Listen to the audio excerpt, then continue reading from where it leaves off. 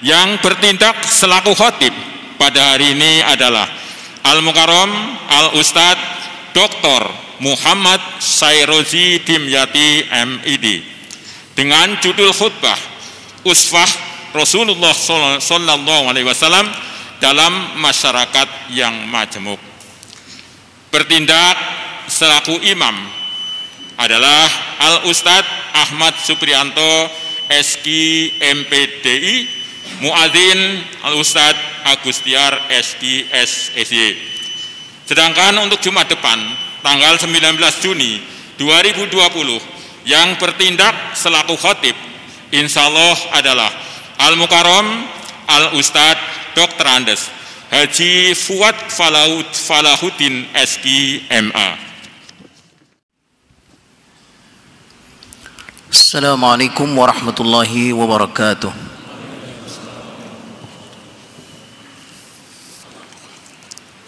Allahu Akbar,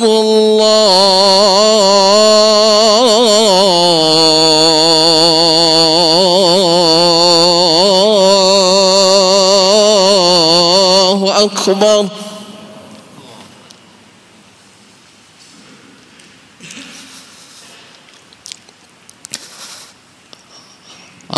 Allahu Akbar,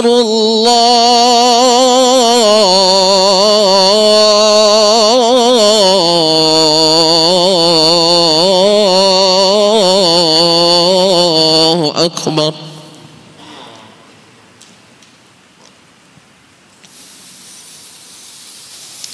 Asyhadu an la ilaha illallah.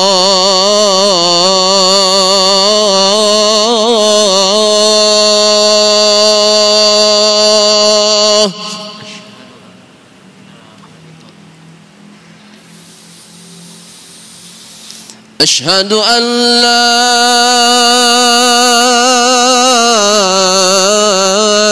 ilaha illallah.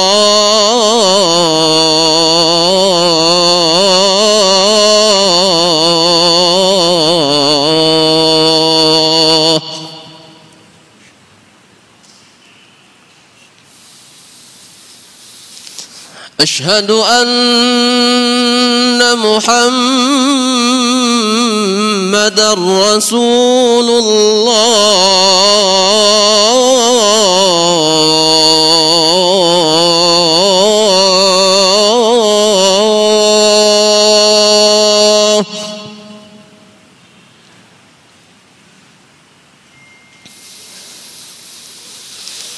Asyhadu anna Muhammadar Rasulullah.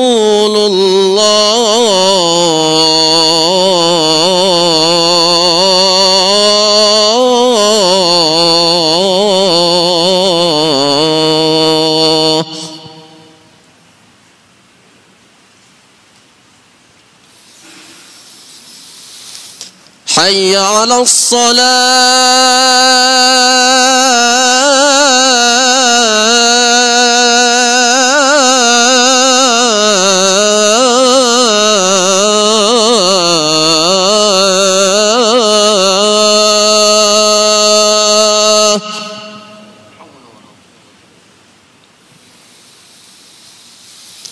Hayya 'alas salah.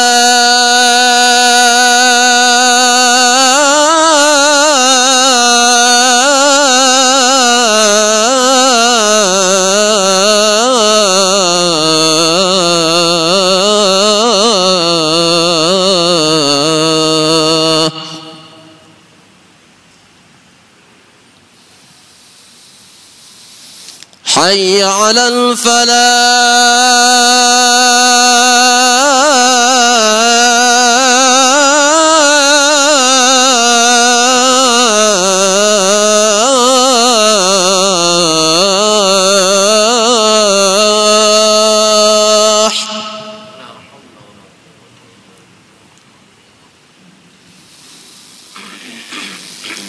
Hayya 'alal falah.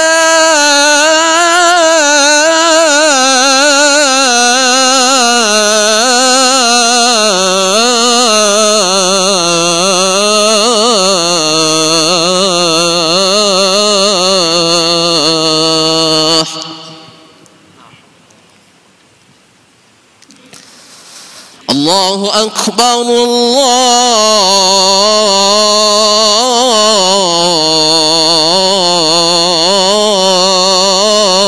الله أكبر لا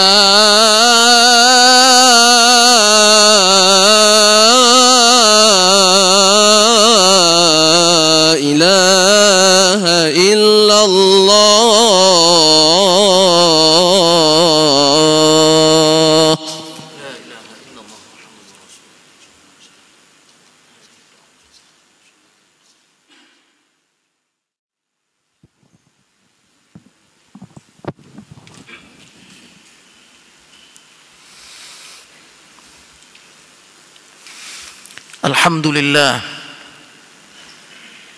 الحمد لله الذي أرسل رسوله بالهدى ودين الحق ليظهره على الدين كله ولو كره المشركون. أشهد أن لا إله إلا الله وحده لا شريك له شهادة نعتز بها من يومنا هذا إلى يوم يبعثون. وأشهد أن سيدنا وحبيبنا وشفيعنا ومولانا محمدا عبده ورسوله الصادق الوعد الأمين. اللهم فصل وسلم على هذا النبي الكريم وعلى آله وصحبه الطيبين الطاهرين والتابعين ومن تبعهم بإحسان إلى يوم الدين. أما بعد، فيا أيها الإخوة الأحبة، أوصيكم ونفسي بتقوى الله وطاعته فقد فاز المتقون.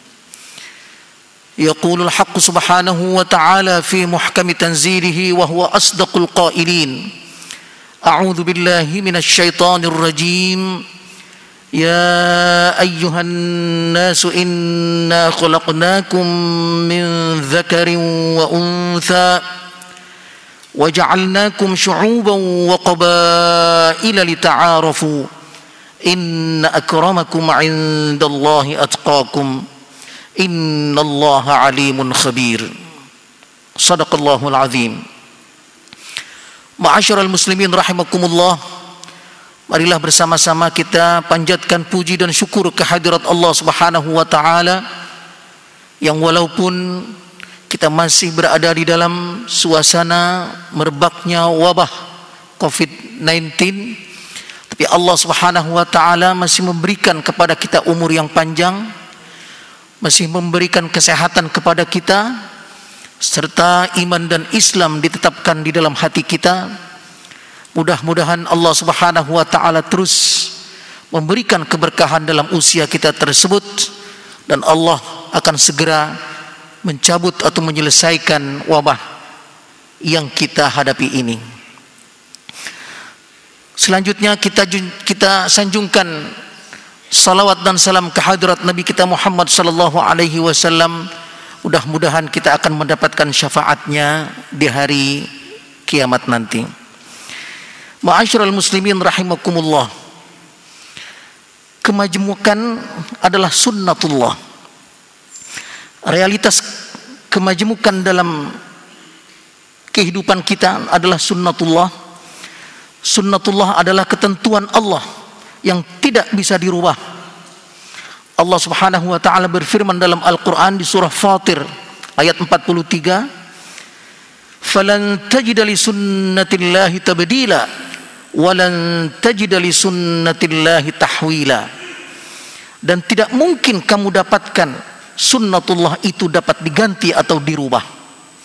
Oleh karena itu, maka perbedaan kulit, ras, bahasa, agama di antara umat manusia adalah ketentuan Allah Subhanahu wa taala yang tidak dapat diganti ataupun dirubah.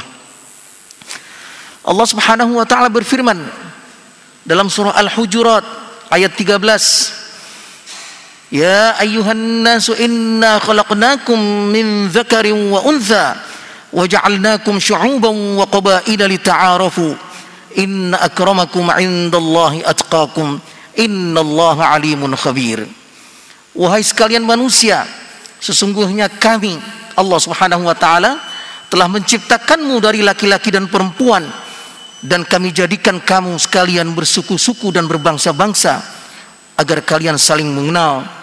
Sesungguhnya yang paling mulia di antara kamu adalah orang yang paling bertakwa di antara kamu. Dan sesungguhnya Allah Maha mengetahui.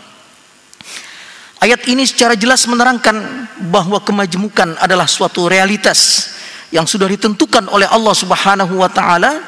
Tidak ada yang lebih mulia di antara kita, di antara manusia, kecuali kebaikan dan ketakwaannya saja. Dalam ayat yang lain Allah Subhanahu wa taala juga berfirman, yaitu dalam surah Ar-Rum ayat 406, "Wa min ayatihi khalqus samawati wal ard wa ikhtilafu alsinatikum wa alwanikum inna fi dzalika laayatin lil alamin." Dan di antara tanda-tanda kebesaran Allah Subhanahu wa taala adalah perbedaan bahasa di antara kamu dan perbedaan warna kulit di antara kamu. Sesungguhnya yang demikian itu terdapat tanda-tanda kebesaran Allah bagi seluruh alam. Ayat ini lebih jelas lagi menjelaskan tentang perbedaan dan kemajemukan manusia di dunia ini. Al-sinah dalam ayat ini yang berarti lidah maksudnya adalah bahasa. Sedangkan alwan atau warna dalam ayat tersebut menunjukkan warna kulit di antara manusia. Kedua ciri manusia ini sudah cukup menunjukkan kemajemukan manusia dimanapun mereka berada. Yang artinya hal itu menjadi ketetapan Allah Subhanahu wa taala yang tidak bisa diganti ataupun dirubah, yaitu sunnatullah. Kedua ayat ini sangat jelas terlihat dalam realitas kehidupan bangsa kita, bangsa Indonesia. Mungkin ayat ini adalah ayat yang paling cocok diterapkan di Indonesia melihat dari banyaknya jumlah bahasa dan jumlah suku bangsa dari Sabang sampai Merauke. Ma'asyiral muslimin rahimakumullah. Yang kedua, Rasulullah dalam menghadapi kemajemukan di Madinah. Ketika pertama kali Nabi Muhammad SAW menginjakkan kaki di bumi Madinah atau Yathrib, nama pada waktu itu, beliau mendapatkan komposisi penduduk Madinah yang majemuk dan beragam suku bangsa. Di sana ada kaum muhajirin yang berhijrah bersama Rasulullah SAW dari Mekah ke Madinah. Ada penduduk setempat yaitu kaum Aus dan Khazraj. Ada suku Yahudi, Bani Nadir, Bani Qainuqa', Bani Mustaliq, dan banyak lagi suku bangsa lain di sana. Melihat komposisi yang beragam ini, Rasulullah SAW kemudian mengadakan kesepakatan yang dituangkan di dalam preambel Madinah atau yang dikenal dengan Wathiqatul Madinah, yang mengatur kehidupan di antara penduduk Madinah yang majemuk tersebut. Isi dari preambul tersebut adalah Bismillahirrahmanirrahim. Hada kitabun min Muhammadin nabiyil ummi bainal mu'minina wal muslimina min Quraisyin wa Yathrib wa man tabi'ahum falahiqa bihim wa jahada ma'ahum innahum ummatum min dunin nas wa inna man tabi'ana minal yahud fa inna lahun nasru wal uswatu ghairu mazlumin wala mutanasirin alaihim. Dalam preambul ini yang terdiri dari 45 poin yang tidak mungkin dijelaskan satu persatu, telah diatur tata cara bermasyarakat di antara kaum muslimin, baik pendatang yaitu muhajirin maupun ansor yaitu pribumi, dan di antara kaum muslimin dan non muslim yaitu kaum Yahudi yang hidup lama di Madinah. Di antara poin penting dari preambul ini adalah bahwa sesama penduduk Madinah harus saling menghormati, saling membantu, dan saling melindungi satu sama lain tanpa membedakan ras, suku, dan agama. Selain itu, preambul ini juga menjelaskan bahwa semua penduduk Madinah mempunyai hak dan kewajiban yang sama, termasuk ikut mempertahankan Madinah bila Madinah diserang musuh, atau untuk membayar kewajiban pajak yaitu zakat bagi kaum muslimin dan jizyah bagi orang-orang Yahudi. Dengan preambul ini maka terciptalah kehidupan bermasyarakat yang sehat dan demokratis serta menjadi kota yang aman, makmur, dan sentosa. Untuk meneladani tindakan Rasulullah SAW dengan preambul ini di Indonesia, para pejuang pendiri Republik ini telah membuat dasar-dasar negara kita yang sama seperti preambul Madinah tersebut. Semboyan bangsa Indonesia yang terdapat di dalam lambang negara kita Garuda Pancasila, yaitu Bhinneka Tunggal Ika, adalah inti dari preambul Madinah tersebut yang berarti berbeda-beda tapi tetap satu. Bahkan semboyan ini kemudian dijabarkan dalam sila-sila Pancasila yang kesemuanya merupakan terjemahan dari preambul Madinah tersebut. Yang ketiga, beberapa contoh keteladanan Rasulullah sallallahu alaihi wasallam terhadap Yahudi Madinah, atau contoh betapa Rasulullah sallallahu alaihi wasallam hidup berdampingan dengan orang non-muslim dengan aman dan tentram di Madinah. Yang pertama, ada sebuah hadis Rasulullah sallallahu alaihi wasallam an Aisyah radhiyallahu anha anna an-nabiy sallallahu alaihi wasallam ishtara ta'aman min yahudiyyin ila ajalin farahanahu dar'ahu. Hadis diriwayatkan oleh Sayyidah Aisyah radhiyallahu anha bahwa Rasulullah sallallahu alaihi wasallam pernah membeli makanan dari seorang Yahudi dengan cara mencicil. Maka Rasulullah memberikan jaminan, yaitu baju besinya atau baju perangnya. Di sini dapat dilihat bagaimana Rasulullah SAW menaruh kepercayaan kepada Yahudi tersebut, dan Yahudi menaruh kepercayaan kepada Rasulullah SAW. Bahkan Rasulullah wafat, baju perangnya masih tergadai di seorang Yahudi yang kemudian ditebus oleh menantunya Sayyidina Ali radhiyallahu anhu. Ana Aisyah kana Rasulullah sallallahu alaihi wasallam tuwfiya wa dar'uhu marhunatun 'inda yahudiyyin bi 30 sa'an min sya'ir.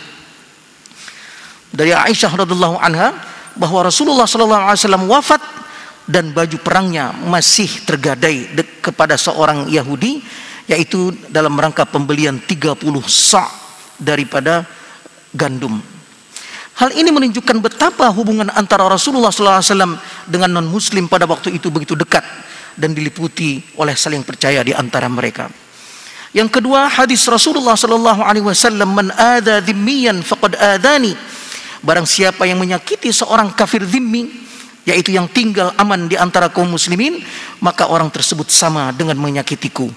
Pernyataan ini jelas melukiskan betapa Rasulullah SAW sangat menjaga kerukunan hidup di antara penduduk Madinah dan menjaga toleransi beragama di antara kemajemukan penduduk saat itu.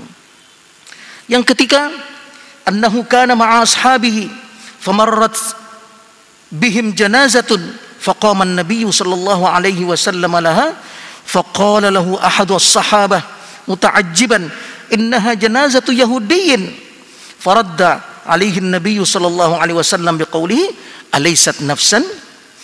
Pada suatu ketika Rasulullah bersama para sahabat, kemudian ada hantaran jenazah di hadapan mereka. Maka Rasulullah sallallahu alaihi wasallam berdiri menghormati jenazah tersebut. Kemudian salah seorang sahabat berkata atau menjelaskan, "Ya Rasulullah, itu adalah jenazah seorang Yahudi. Kenapa Anda sampai berdiri?" Maka dijawab oleh Rasulullah sallallahu alaihi wasallam, "Bukankah dia juga manusia?" Ma'asyiral muslimin rahimakumullah. Maka dengan demikian kita umat Islam di Indonesia juga harus bisa mengambil teladan dari Rasulullah sallallahu alaihi wasallam yang kita cintai ini sebagai panutan dalam kehidupan berbangsa dan bernegara di ibu pertiwi yang kita cintai juga. A'udzu billahi minasyaitonir rajim. Bismillahirrahmanirrahim. Ya ayyuhan nasu inna khalaqnakum min dzakarin wa untha wa ja'alnakum syu'uban wa qabaila lita'arafu inna akramakum 'indallahi atqakum innallaha 'alimun khabir.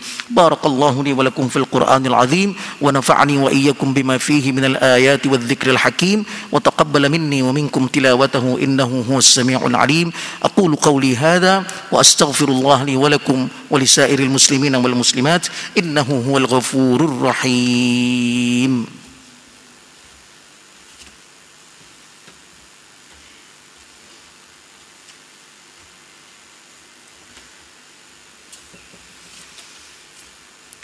Alhamdulillah hamdan tayyiban mubarakan fi wa asyhadu an la ilaha illallah wahdahu la syarika lah wa asyhadu anna sayyidana wa habibana wa syafi'ana wa maulana Muhammadan abduhu wa rasuluh ar-rahmatul muhdah wan ni'matul musdah والسراج المنير. اللهم فصل وسلم على هذا النبي الكريم وعلى آله وأصحابه الطيبين الطاهرين ومن تبعهم بإحسان إلى يوم الدين. أما بعد، فيا أيها الإخوة الأحبة، أوصيكم ونفسي بتقوى الله لعلكم تفلحون. أكثروا من الصلاة والسلام على نبينا محمد صلى الله عليه وسلم، فإنه من صلى عليه صلاة صلى الله له بها 10. واعلموا أن الله سبحانه وتعالى أمر بأمر بدأ فيه بنفسه وثنى بملائكته المسبحة بقدسه، فقال تعالى: ولم يزل قائلا عليما: إن الله وملائكته يصلون على النبي يا أيها الذين آمنوا صلوا عليه وسلموا تسليما. اللهم فصل وسلم على هذا النبي الكريم وعلى آله وصحبه الطيبين الطاهرين ومن تبعهم بإحسان إلى يوم الدين. اللهم اغفر للمسلمين والمسلمات والمؤمنين والمؤمنات الأحياء منهم والأموات، إنك سميع قريب مجيب الدعوات ويا قاضي الحاجات. اللهم دبرنا فإنا لا نحسن التدبير، اللهم دبرنا فإنا لا نحسن التدبير، اللهم دبرنا فإنا لا نحسن التدبير، والطف بنا يا مولانا فيما جرت به المقادير، إنك على ما تشاء قدير وبالإجابة جدير، إنك يا مولانا نعم المولى ونعم النصير. اللهم ارفع عنا البلاء والوباء والغلاء والفتن ما ظهر منها وما بطن. ربنا آتنا في الدنيا حسنة وفي الآخرة حسنة وقنا عذاب النار. وصلى الله على سيدنا محمد وعلى آله وصحبه أجمعين، والحمد لله رب العالمين. عباد الله، إن الله يأمر بثلاث وينهى عن ثلاث: يأمر بالعدل والإحسان وإيتاء ذي القربى، وينهى عن الفحشاء والمنكر والبغي، يعظكم لعلكم تذكرون. اذكروا الله يذكركم وأقيموا الصلاة.